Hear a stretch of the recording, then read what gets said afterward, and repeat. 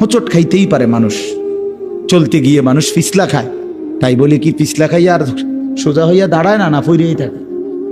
তো এইটা তো উচিত, ভুল হবে।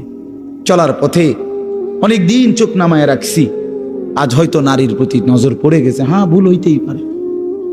সবসময় সত্য বলার চেষ্টা করি, আজ হয়তো একটা ভুল বলে ফেলছি, মিথ্যা বলে, হতেই পারে। কিন্তু লাগাতার মিশা কথা বুঝছেননি আমার কথাটা? প্রত্যেক দিন মিশা কথা, প্রতিদিন বুঝি মানুষের সুদ খায়, প্রতিদিন বুঝি ওজনে কম দেয়, প্রতিদিন বুঝি কাস্টমারের ঠকা। এটা কি মুসলমান?